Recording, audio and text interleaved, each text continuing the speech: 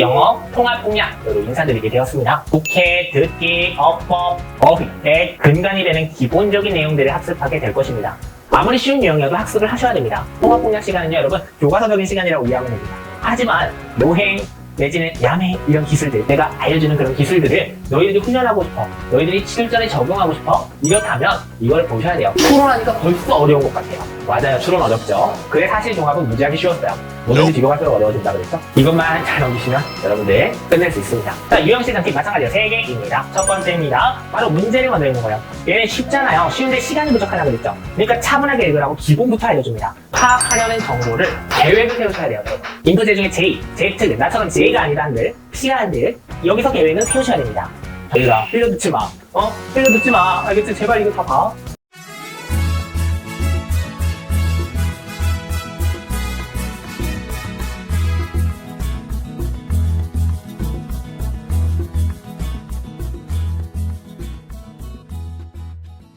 하이 모두들 안녕. 내가 누군지 아니? 여러분 반갑습니다. 상영해주의 이상혁 선생님입니다. 자, 오늘은 여러분과 함께 영어 통합공약으로 인사드리게 되었습니다. 총 통합공약은 4개 강좌로 구성되는 강의로 영어 독해, 듣기, 어법, 어휘의 근간이 되는 기본적인 내용들을 학습하게 될 것입니다. 그래서 특히 수능 영어에 해당하는 부분만 저희는 살펴볼 거라서 4강으로 줄인 거고요. 그러면 지금부터 수능 영어 글의 이해라는 첫 번째 챕터로 여러분들께 수업을 시작하고자 합니다. 자, 먼저 첫 번째입니다. 글의 땡땡땡 이해. 수능 영어는요, 딱 이렇게 6가지, 몇 개? 6가지로 출제되는 글의 유형이 한정되어 있습니다. 그 유형별로 문제 출제 유형, 그거를 잘하고 있느냐, 글을 이해를 이 면에서 잘하고 있느냐 라는 것에서 살펴보는 것을 여러분들이 잘할 수 있는지를 지금을 보면서 이해하시면 되겠습니다. 오케이? 딱 이 6가지로 정의되니까 딱 6가지 슬라이드만 여러분들이 오늘 살피시면 되겠습니다. 자, 첫 번째입니다. 글의 종합적 이해입니다. 자, 글의 종합적 이해. 글의 종합, 이번엔 종합이네요. 자, 종합은 전체적인 내용을 다 이해하는 내용이겠죠? 그러다 보니까 문제가 어떤 유형? 주제, 제목, 요지, 주장. 세부 내용 파악. 그게 종합이잖아. 맞아요? 그래서 세부 내용을 파악하는 내용의 유형이나 또는 심경, 분위기. 19번 수능 영어에서 나오는 그런 쉬운 유형에 또 마찬가지죠. 세부 내용이죠? 그죠? 그런 세부 내용, 심경, 분위기 이런 것들이 다 글의 종합적 이해에 속한다고 보시면 되겠습니다. 그래서 글의 전체적인 흐름과 상황에 대한 종합적인 이해 능력을 평가합니다. 핵심 내용을 파악하여 이를 함축적으로 나타내는 제목이나 주제, 필자의 주장이나 글의 요지, 등장인물의 심평 및 글의 분위기를 파악하는 유형이 출제되고 있습니다. 이 글의 종합적 이해, 이 유형들을 다 유형 공략에서 이제 설명을 해줄 거예요. 하지만 얘네들을 통틀어서 유형의 실전 팁, 각각 모든 유형을 3개씩 정리를 해드리려고 합니다. 먼저 첫 번째입니다. 이 유형의 첫 번째 핵심은요, 글의 핵심어를 바탕으로 따라 적으시면서 봐야 돼요. 글의 핵심어를 너희들이 찾아야겠지. 핵심어를 바탕으로 글의 흐름과 상황을 어떻게 해야 돼? 파악해야지. 오케이? 글의 핵심어를 바탕으로 글의 흐름과 상황을 파악한다. 글의 제목, 주제, 요지, 필자, 주장, 심경, 분위기. 주제, 제목, 요지, 주장, 심경, 분위기는 글의 전체적인 흐름을 통해 답을 찾는 유형입니다. 따라서 글에서 반복적으로 등장하는 핵심어를 통해 글의 전체적인 흐름과 상황을 평가하셔야 되겠습니다. 무슨 말인지 알겠죠? 오케이, 좋습니다. 그리고 여러분들 두 번째로 하셔야 되는 거, 주목해야 되는 부분에 대해서 설명을 이번에는 드릴게요. 첫 번째는 핵심어 찾아라였죠? 두 번째는 이겁니다. 뭐에 주목하느냐? 역적. 지금 밑에 보면 알겠지만 역적 또는 대조 또는 결론 또는 요약 이런 것 등을 나타내는 시그널을 볼 수 있습니다. 요약 등을 나타내는 특히 그 시그널 중에서 연결사 따로 한 강을 빼놓을 정도로 VAR 방간계열로 빼놓을 정도로 중요한 연결사에 주목하셔야 되겠습니다. 오케이? 네, 좋습니다. 다음, 역접, 대조, 결론, 요약 등을 나타내는 연결사, 그리고 but, however, thus, therefore 등으로 글의 주제나 요지 등이 연결되므로 연결사에 주목. 이 연결사 몇 개 안 나왔지만 연결사 4강에서 보시면 알 수 있듯이 엄청 많아요. 그것들 다 보시면 되겠습니다.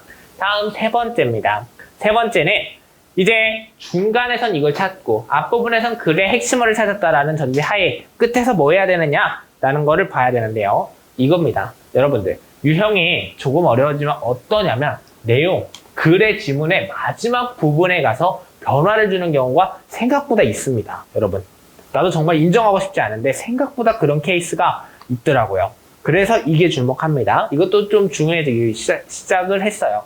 바로 글의 마지막 부분까지 너희들이 주목해야 돼요.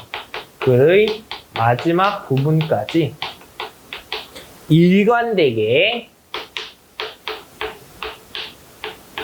주제나 요지를 말하는지에 대해서 확인하셔야 됩니다. 오케이? 따라서 파악, 주목, 확인 하시면 글의 종합적 이해는 finish입니다. 오케이? 네, 유형 공략 배우기 전에 기본적으로 배워야 되는 내용들 배웠습니다.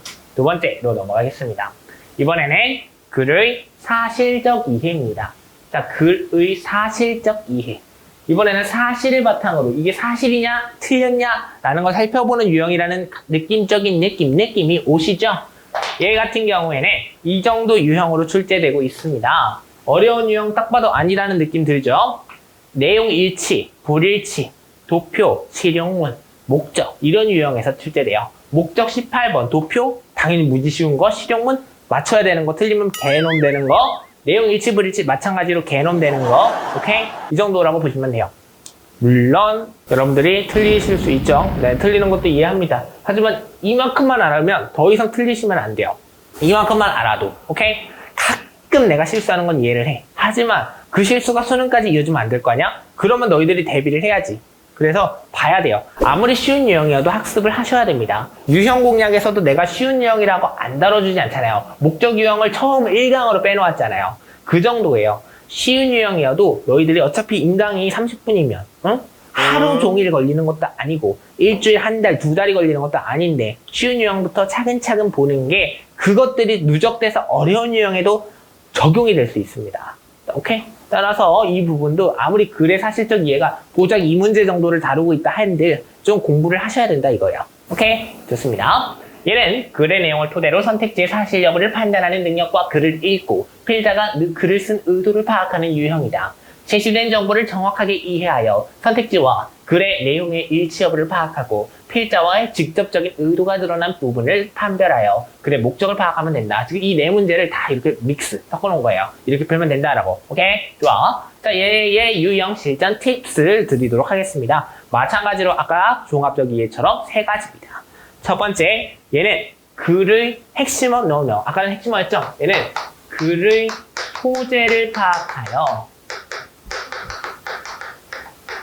소재를 파악하여 무엇에 관한 내용인지 파악한다. 무엇에 관한 내용인지 파악을 해야 됩니다. 자, 내용 일치 불일치 쉬워요. 그냥 하나하나 대입해보면 돼요. 하지만 여러분 소재를 찾으라는 것은 도표에서도 제목만 보라고 내가 얘기를 나중에 할 거거든요. 그 소재가 조금의 도움이 될 수 있거든요. 오케이? 이게 아무리 소재를 알아도 몰라도 그게 그거라 한들 일단 이 정도 사실적 이해 유형의 전문적인 해답은 이거예요. 그러니까 평가원이 원하는 해답은 이거라고요. 유형 공략하고 조금의 차이는 있을 수 있습니다. 얘는 조금 교과서적인 거예요. 통합 공략 시간은요, 여러분 교과서적인 시간이라고 이해하면 됩니다. 하지만 요행 내지는 야매 이런 기술들, 내가 알려주는 그런 기술들을 너희들이 훈련하고 싶어, 너희들이 실전에 적용하고 싶어, 이렇다면 이거를 보셔야 돼요. 이런 교과서적인 답을 좀 보셔야 됩니다. 어쩔 수 없습니다. 왜? 교과서적인 답으로도 접근할 줄 알아야지 그거에 대한 정확도도 높아지고요. 설상가상 그게 적용이 안 돼버리면 어떡할 거야? 조질 거야? 인생 조질 수는 없죠. 이거 알아야 된다고. 그렇기 때문이에요. 오케이? 내가 계속 이유를 중간중간 설명해주고 있는 게 너희들이 도망갈 것 같아. 인강 듣다가 가위표 누를 것 같아. 가위표라고 하면 X표를 말을 합니다. 아무튼 인물, 사물, 동식물 등 다양한 소재를 사실적으로 다룬 글과 경영대회, 캠프, 여행, 딱 봐도 쉬운 거죠. 실용문, 이런 안내문 등이 자주 출제되므로 글의 소재 종류 먼저 파악해두는 것이 중요하다. 뭐 중요하다고까지 할 건 아닌데요. 중요하다라고 볼게요. 다음은 두 번째입니다. 글의 사실적 이해에서는 선택지, 이제 일치불일치니까 선택지를 봐야죠. 그래서 선택지와 글의 내용이 일치한지 불일치한지를 꼼꼼히 확인한다. 많이 줄였어요. 선택지의 내용을 순서대로 글에서 찾아봐요. 자, 순서대로 출제되기 때문에 순서대로 찾으셔도 됩니다. 선택지가 글의 내용 또는 도표의 내용과 일치하는지를 판단합니다. 선택지와 순서의 지문에 제시된 게 순서는 서로 일치합니다. 이거 엄청난 힌트다. 여러분, 당연한 말 같지만 이거 너희들 모르고 하는 부분도 많아요. 선택지 순서와 지문의 순서는 쌤쌤입니다. 그래서 여러분 장문 푸실 때 장문은 A, B, C, D 나와 있잖아요. 그 A, B, C, D 중에 순서를 배열하기 전에 일치불일치를 풀 수 있는 이유가 A가 선택지 1번, B가 선택지 2, 3번, C 4번, D 5번 이런 식으로 구성되어 있어요. 그러니까 순서가 뒤죽박죽인 와중에 내용 일치불일치가 순서라고요. 무슨 말인지 알겠죠? 순서를 맞췄을 때 내용 일치불일치가 맞는 게 아니라 그러면 그 내용 일치불일치만 가지고 순서 유형이 풀리죠. 장문에서. 오케이? 네, 그렇게 이해하시면 되겠습니다. 그리고 마지막 세 번째입니다. 세 번째는 무엇일 것 같아요? 이번에는 이제 전개 과정을 보아야 됩니다. 왜? 지금 너희들이 본 거는 얘는 일치불일치. 그지? 얘는 전체 공략. 얘는 뭐예요? 이제 남은 거 뭐예요? 목적. 이 정도 남았잖아요. 그래서 목적을 보는 과정에서 여러분들이 파악해야 되는 것을 담고 있습니다. 자, 목적은요. 한 줄에서 알 수 있는 핵심어가 있는 게 아니에요. 글에 전개되는 과정에서 찾으셔야 되는데요. 그때 뭐를 같이 찾냐? 필자의 의도. 왜 필자가 이걸 썼느냐? 의도. 왜냐? 이게 목적이거든요. 얘들아, 이게 목적이다. 이게 목적이다. 이거를 찾자. 오케이? 좋아. 이것만 알면 너희들 피니쉬입니다. 완벽해요. 사실적 얘는 여기서 끝냅니다. 이건 너희들 읽어봐요. 안 읽어줄래? 귀찮아. 다음 세 번째입니다. 글의 추론적 이해. 선생님, 추론하니까 벌써 어려운 것 같아요. 맞아요. 추론 어렵죠. 글의 사실 종합은 무지하게 쉬웠어요. 뭐든지 뒤로 갈수록 어려워진다 그랬죠? 하지만 얘 같은 경우에 중간이 가장 어렵고 뒤가 더 다시 쉬워져요. 한 이 정도? 이렇게 되는 거예요. 그래서 이것만 잘 넘기시면 여러분들 끝낼 수 있습니다. 자, 글의 추론적 이해는요. 어떤 유형입니까? 빈칸 추론 떠올리시면 돼요. 킬러 문제로서 출제되는 유형이기도 하고요. 여러분들, 그리고 뿐만이 아니지. 어떤 유형이기도 해? 동시에 추론이라는 건 너희들의 생각이 일정 수준 개입될 수도 있다. 원래 추론이라 하면 너희들의 머릿속에 배경 지식 생각을 끄집어내서 하는 게 추론이에요. 하지만 얘는 어때? 지문의 내용을 토대로 추론하는 거예요. 뭔 소리인지 알아? 즉, 너희들의 머리, 얘는 사실 확인만 하면 되고 얘는 종합적인 이해만 하면 돼요. 하지만 얘는 추론, 너희들의 머릿속이 개입, 머리에 사고가 개입되는 유형이에요. 그렇기 때문에 어려운 거고요. 따라서 얘는 쉬운 유형도 있어요. 지칭 추론. 근데 요즘 안 나오고 있고, 빈칸 추론, 무지하게 중요하죠. 연결사 추론, 이거 안 나오고 있다고 생각하면 안 돼요. 왜? 너희들의 대부분의 학교에 내신에서 출제되고 있잖아요. 맞아요? 네, 내신에서 출제되고 있잖아요. 너희들 수능 영어 대비하다가 내신 대비도 같이 해주면 좋은 거 아니야? 안 그래? 같은 시간 투입해서?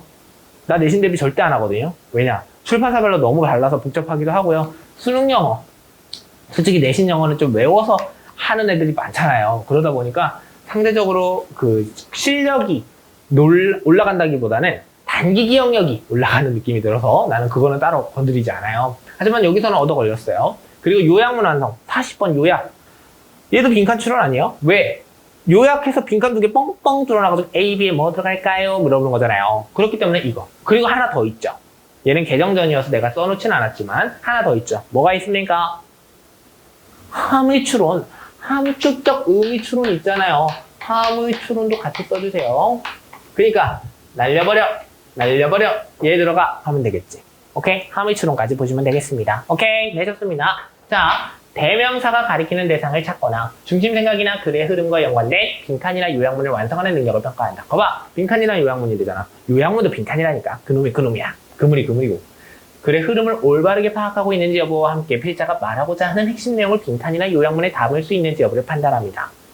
추론적 이해 유형에서는 글의 전체 내용을 아우를 수 있는 선택지를 정답으로 골라야 합니다. 라고 말하고 있습니다. 오케이? 네, 좋습니다. 그래서 유형 실전 팁 3가지 보도록 합시다. 첫 번째, 글의 흐름. 이제 봐야 되는 거. 글의 흐름. 첫 번째로 봐야 되는 거, 글의 흐름. 그리고 이게 지금부터 중요해져요. 3, 4번에서 중요하게 다뤄지는 게 뭐냐면 대명사입니다. 대명사 얘들아. 글의 흐름과 대명사. 얘네들이 문맥 속에서 가리키는 대상을 파악한다. 자, 왜냐? 대명사가 대신 지칭하는 거, 글의 흐름에서 문맥 속에서 가리키는 대상. 이 가리키는 대상은 여러분 뭐가 된다고 생각하십니까? 가리키는 대상은 핵심입니다. 그 사람이 가리키는 대상은 이 필자가 말하고자 하는 바의 대상이 되기 때문에 중요한 거예요. 꼭 이 가리키는 대상이 사람일 필요가 없어요. 사물일 수도 있어요. 가리키는 대상은 그래서 핵심 소재가 될 수 있습니다. 그래서 살펴보라는 겁니다. 글에 등장하는 여러 대상 간의 관계를 문맥을 통해 파악하는 것이 중요하다. 문맥 속에서 대명사가 가리키는 대상이 구체적으로 무엇인지 꼼꼼히 확인한 다음 문맥을 고려하여 가리키는 대상이 다른 하나를 찾으면 되겠습니다. 오케이? 좋아. 다음은 두 번째입니다. 이번에는 종합적 이해 내용을 끄집어내요. 자, 종합적 유형엔 뭐가 있었어요? 주제, 제목, 요지, 주장이 있었죠. 얘네들 세부 내용 파악 유형을 푸는 데 있어서 가장 중요한 건 뭐예요, 여러분? 바로 그거죠. 글의 주제 파악하는 게 가장 중요합니다. 근데 여기서도 중요해요. 마찬가지입니다. 바로 글의 주제와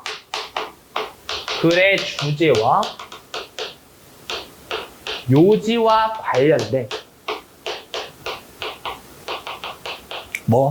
지금 위에서는 소재 찾았죠? 여기서는 핵심어. 근데 여러분, 핵심어는 딱 하나 끄집기가 어렵고요. 이 문장이 중요해 보이기는 해요. 괜찮습니다. 핵심어 구도 괜찮습니다. 얘를 토대로 얘를 찾아서 빈칸 또는 요약문, 그냥 빈칸이라고만 쓸게요. 빈칸을 완성하셔야 되겠습니다. 오케이? 빈칸에 들어갈 적절한 말을 추론하는 경우 글의 중심 생각과 관련된 핵심어구가 또는 핵심어가 빈칸으로 제시되는 경우가 대부분이므로 글의 주제와 요지를 정확하게 파악하는 것이 필수적이다.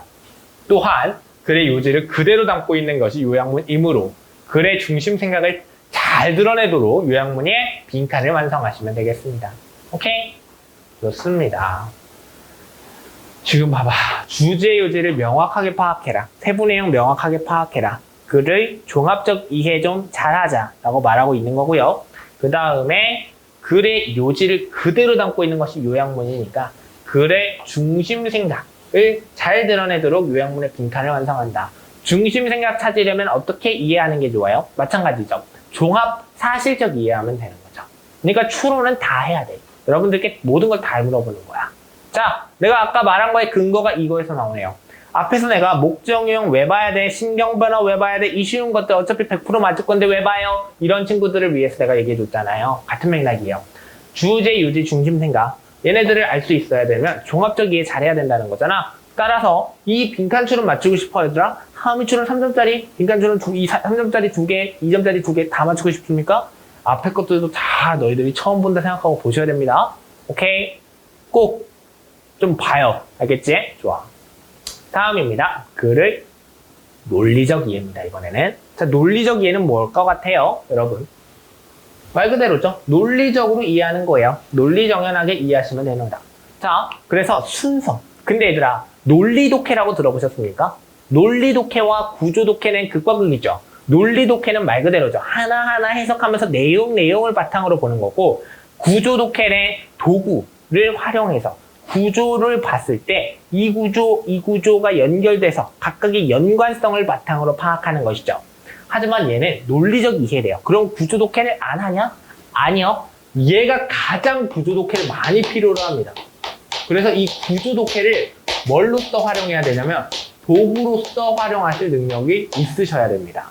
오케이? 좋아. 그러면 지금부터 왜 도구로써 써야 되는 능력이 중요한지 설명드리도록 하겠습니다. 자, 무관한 문장 찾기, 글의 순서, 주어진 문장 넣기 다 어디부터 나오는가? 빈칸 추론 다음부터 순서 2문제, 무관한 문장 1문제, 문장 삽입, 글 문장 삽입 2문제 나오잖아요. 총 5문제. 들은 논리적으로 이해하는 거잖아. 근데 이 논리적 이해를 돕는 게 바로 뭐다? 구조독해인데 그 구조독해가 뭘로써 쓰인다? 도구로써. 도구로써 써야 된다라는 거예요. 글의 응집성 및 글의 구조를 파악하는 유형입니다. 글의 하나의 주제를 중심으로 논리적으로 전개되는지를 판별하는 능력을 평가합니다. 글의 구조에 대한 이해를 바탕으로 문장 간의 일관성과 통일성을 파악하여 흐름에 맞게 글을 재구성해야 됩니다. 따라서 이놈 새끼는 어떻게 보아야 하느냐? 바로 이렇게 세 가지 방법을 통해 보셔야 됩니다. 먼저 첫 번째입니다. 얘는 윗부분이 힌트잖아요. 모든 유형이 다 윗부분은 틀린 답이 아니라 윗부분이 힌트가 되잖아. 그래서 글의 도입부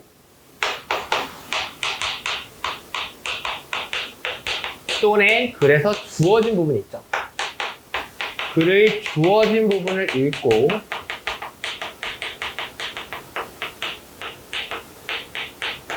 주제, 여기서 파악해야 되는 건 주제도 찾아야 되고 또는 중심 내용을 파악하셔야 됩니다. 알겠냐? 주제, 중심 내용은 여기서 찾으셔야 돼요. 그러니까 도입부에 주목해라 라고 요약하시면 되겠습니다. 글의 도입부 또는 주어진 글의 필자가 다루고자 하는 핵심 소재와 그 소재에 대한 필자의 시각이 잘 드러나므로 이를 통해 뒤에 이어진 내용 또는 주제를 예측하시면 되겠다는 거죠. 다음은 두 번째입니다. 바로 문제 해결의 단서 찾는 것이죠. 자, 얘네들은 연결사, 이게 바로 도구예요. 문제 풀이의 단서가 되는. 자, 문제 풀이의 단서가 되는 게 바로 뭐다? 바로 도구. 이놈 새끼. 이 도구를 찾아야 돼요. 근데 이 도구는 뭐가 있느냐? 아까 앞에서 배웠던 4강에서 배운다고 아까 언급했던 연결사. 연결사. 그리고 뒤에서 중요하게 다룰 거라고 말했던 아까 아까 글의 빈칸 추론적 이해에서 나왔던 뭐예요? 뭐? 대명사. 대명사도 외워도. 대명사. 그리고 또 뭐 있어? 특정 어구들도 있어. 그것들은 이제 통합공략에서 설명을 안 하고요. 특정 어구 불러서 쓸게요. 이제 여러분들이 유형 공략할 때 배우게 될 겁니다. 얘네들을 정확하게 찾기 하셔야 됩니다. 이게 바로 문제풀이의 결정적인 단서가 되거든요. 다른 유형보다 여기 유형에서 이게 빛을 발해요. 이야, 오케이, 개꿀. 글의 흐름을 파악하는데 결정적인 단서가 되는 대조. However, 결과, therefore. 예시 하나씩만 나온 거야. 엄청 많잖아. 예시, for example 등의 연결사나 this, that, it, they. 이런 것도 중요하다고. this, that, it, they 등의 대명사 또는 반복되는 특정 어구. 뭔가 계속 반복돼요? 이러면 이거 특정 어구로서 활용해야죠. 오케이? 좋아. 얘네들의 특정 어구를 통해 글의 앞부분과 뒷부분의 내용이 긴밀하게 연결되는지를 파악하셔야 되겠습니다. 오케이? 네, 좋습니다. 다음은 세 번째입니다. 세 번째는 어떻게 하느냐? 바로 이렇게 합니다. 이제 논리적인지 이렇게 하면 다 풀리거든요. 도구 찾았어. 연결사 찾았고 대명사 찾았고 반복되는 단어들, 어구들 찾았어. 이러면 이제 마지막으로 해야 되는 거. 글의 흐름만 보면 돼요. 그래서 이제 글의 흐름 보는데 이때 글의 흐름을 볼 때는 글의 흐름이 논리적인지 이게 바로 논리적인 거지. 이때 논리적인지 파악하는 거예요. 근데 이때 중요한 거는 도구, 구조독해는 좀 글의 전체를 다 읽는 느낌이 아니잖아요. 얘는 글 전체를 좀 전반적으로 제대로 보라는 게 아니라 글 전체를 포괄적으로 넓게 보는 시각이 필요합니다. 글의 내용과 무관하거나 논리적인 공백 또는 비약이 있는 곳을 찾고 글의 순서를 재배열한 후 글의 흐름이 논리적이고 유기적인지 내용상 통일성과 일관성이 있는지를 다시 한번 확인해야 된다. 여기서 중요한 핵심어는 통일성과 일관성 그리고 논리적이고 유기적인지 잘 연결되는지 일관적인지 이거 다 똑같은 말이죠. 비약이 있는 곳 찾아라. 그죠? 논리적인 내 삶의 공백, 비약 둘 다 보면 되는 겁니다. 오케이, 좋습니다. 여기까지 어려운 거 끝났어요. 3번, 4번만 어려웠고요. 5번, 6번은 쉽습니다. 빨리빨리 볼 거예요. 자, 이번에는 긴 글, 장문의 이해죠. 자, 장문은 중문과 뭐가 있습니까? 장문 두 개. 41번, 42번이 한 문제, 43번, 44번, 45번이 두 문제로서 장문의 이해와 복합 문단의 이해 살펴보겠습니다. 얘는 두 개 이상의 단락으로 이루어진 긴 글을 읽으면서 전체 흐름을 이해하고 중심 내용과 세부 정보를 파악할 수 있는 능력을 평가합니다. 따라서 각 내용의 단락의 내용을 종합하여 논리적으로 통합하는 능력이 필요하죠. 즉, 각 단락의 주제를 포괄하는 상위 단계의 주제를 파악하거나 단락 간의 논리적 흐름을 파악하셔야 됩니다. 오케이? 네, 좋습니다. 내 삶의 오케이? 자, 그래서 유형 실전 팁스 들어가도록 하겠습니다. 자, 유형 실전 팁 마찬가지로 3개입니다. 첫 번째입니다. 바로 문제를 먼저 읽는 거예요. 얘는 쉽잖아요. 쉬운데 시간이 부족하다 그랬죠. 그러니까 차분하게 읽으라고 기본부터 알려줍니다. 문제를 먼저 읽으세요, 얘들아. 반드시 문제를 먼저 읽어요. 문제를 먼저 읽고 이 과정에서 그래서 파악해야 될 정보, 얘는 파악하려는 정보를 계획을 세우셔야 돼요, 여러분. 인프제 중에 J, Z, 나처럼 J가 아니다 한들, P라 한들 여기서 계획은 세우셔야 됩니다. 정말로 계획이 중요합니다, 이 유형은.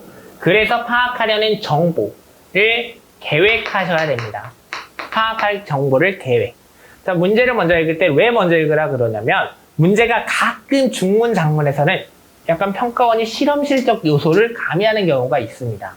종종 이제 문제에서 낸 적이 있는데 요즘 안 나왔던 문제, 예를 들면 이제 네모 어휘를 낸다든가 뭐 이런 식으로 낼 수 있어요. 더 쉬워질 수도 있지만 아무튼 그래요.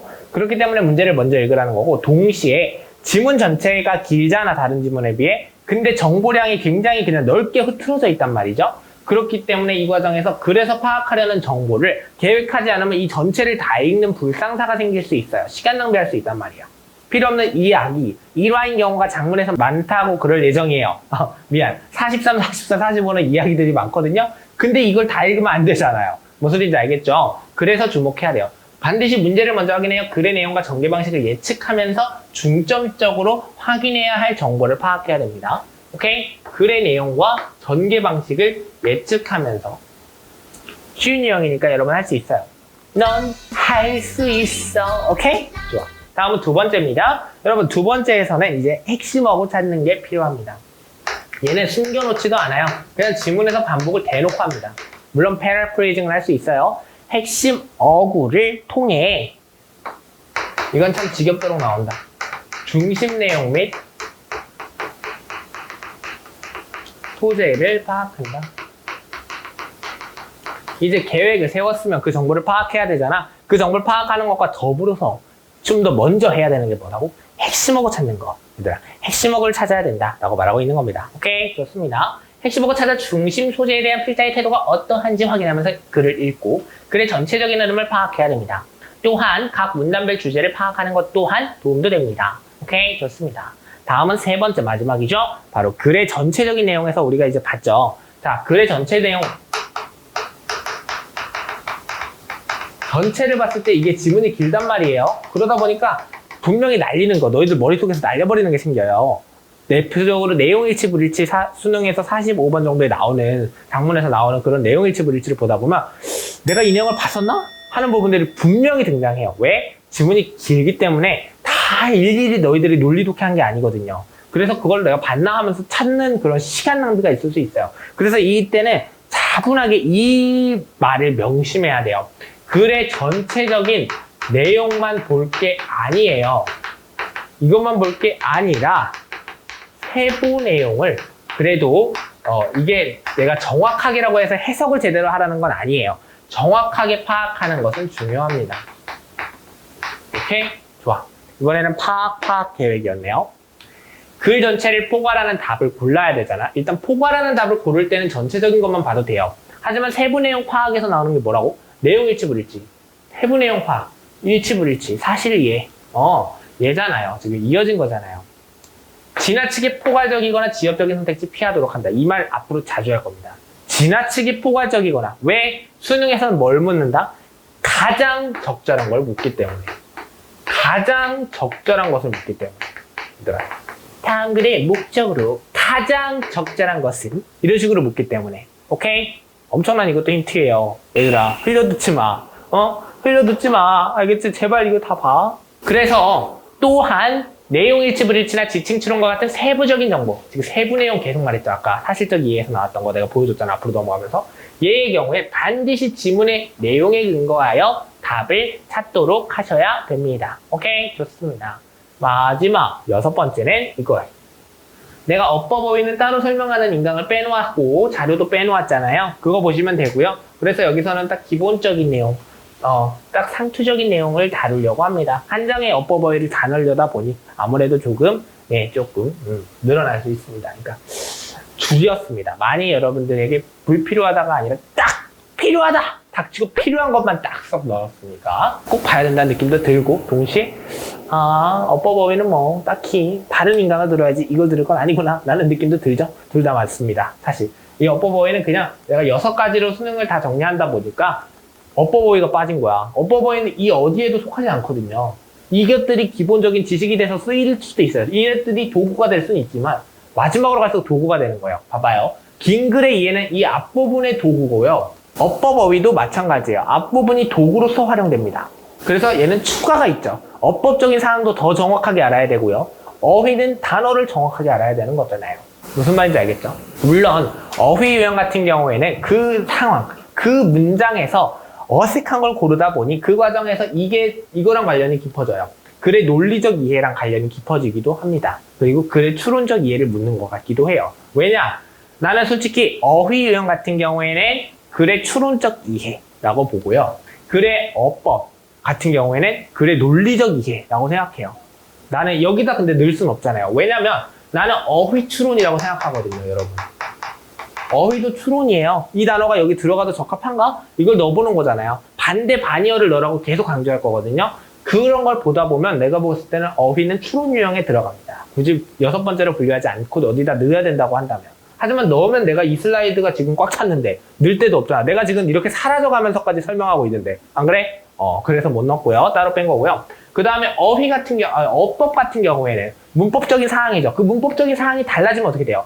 문장이 하나도 안 이어지죠. 내용이 어색해지는 거잖아요. 여기에 뭐 예를 들면 제기대명사가 들어가야 되는데 그냥 them이 들어가가지고 그 사람하고 그 사람을 반복했는데도 영어에서 좋아하는 제기대명사 반복을 싫어하기 때문에 그거를 해야 되는데 안 한 거. 이런 것들을 통해서 어색한 걸 찾는 거기 때문에 이런 것들은 논리적인 거 맥락으로서 이해할 수 있습니다. 내가 지금 말을 굉장히 빨리 하고 있는데 아무튼 그래요. 그래서 어법 어휘는 그 정도로 다 들어갈 수도 있지만 여기서 따로 빼서 설명드리는 겁니다. 한 페이지가 딱 차니까.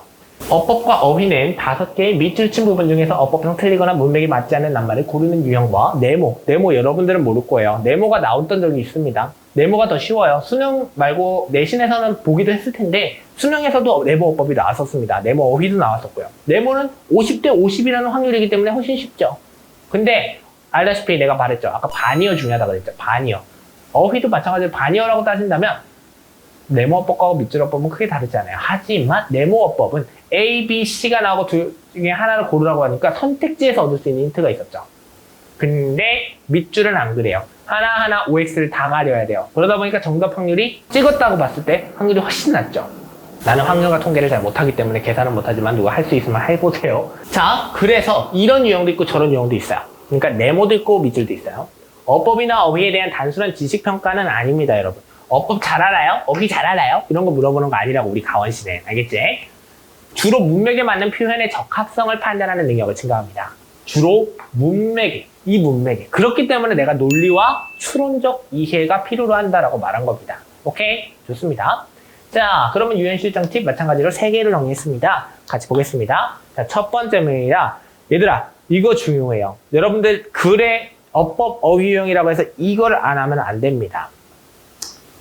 어느 정도 내가 추론 유형이라고 그랬잖아요. 그래서 글의 내용에 concentrate, 초점을 맞추세요.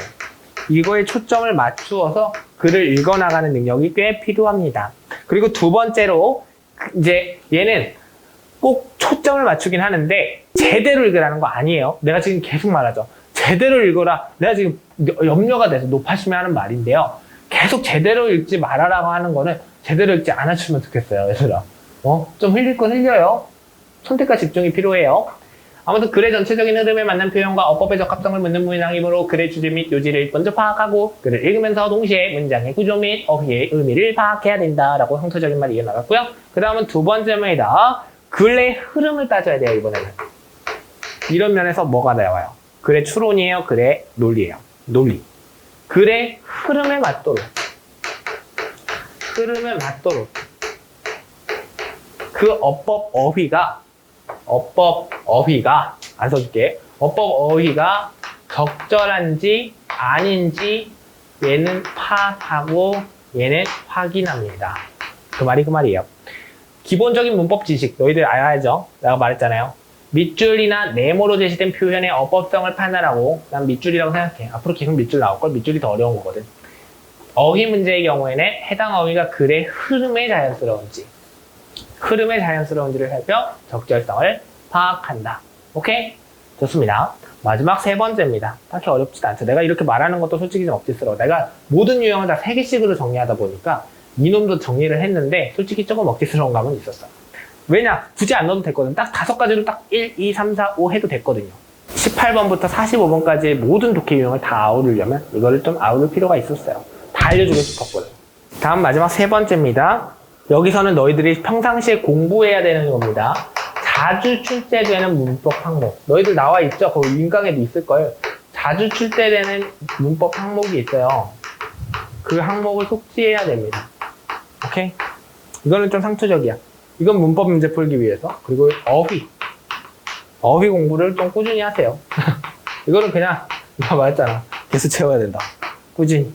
근데 이것도 중요해요. 어휘 잘 알아야죠. 어휘력 싸움이 바로 수능 영어 싸움이기도 해요. 왜냐면 해석에 있어서 아무래도 어휘를 모르면 해석이 안 되잖아요. 오케이? 네. 문장의 기본 요소 파악, 수의 일치, 태, 분사, 동명사, 병렬, 연결, 관계사, 형용사, 부사 이런 것 등이 자주 나오는 거거든요. 수일치 뭐 이런 것들. 이 자주 출제되는 문법 항목입니다. 얘네들을 너희들이 평상시에 잘 숙지해 주세요. 지금 옆에 나오고 있죠? 이 인강 들으세요. 이 인강 들으면 숙지됩니다. 딱 수능 영어 난이도만큼만. 네. 그리고 각 단어의 반이어나 관련어. 반이어가 예전에는 반이어가 많이 나왔고, 반이어가 많이 안 나왔고, 예전에는 유의어 아니면 비슷하게 생긴 단어들 많이 나왔거든요. 근데 요즘은 아니에요. 단어 모양이 비슷한 게 안 나오고 반이어. 단어 뜻을 아예 뒤집어 버린 경우가 많아요. 틀린 답으로서 만들 때. 그래서 각 단어의 반이어나 관련어 등을 연관지어서 꾸준히 학습하도록 합니다. 오케이? 좋습니다. 유의어도 알면 좋고요. 유의어는 뭐 다른 데서도 써먹을 날이 있고요. 그리고 무엇보다 그 단어 뜻. 그러니까 예를 들면 좋다라는 단어가 어마무시하게 많죠. 그죠? 기분이 좋다. 이 말이 엄청 영어 단어들이 다양하게 많거든요. 그러니까 같은 의미인데 다르게 생긴 단어들이 많다고요. 그래서 잘 외우셔야 됩니다. 여러분들이 영작을 할 때는 같은 유형이 같은 해석이 되는 단어는 하나만 외워도 되지만 우리가 수능 영어에서 영작을 묻지 않잖아요. 그렇기 때문에 반드시 그 어휘들, 다양한 어휘들을 숙지하셔야 됩니다. 오케이? 네, 좋습니다. 그러면 통합공약 1강은 여기서 마치도록 하겠습니다. 수고 많으셨습니다. 안녕히 계세요, 여러분.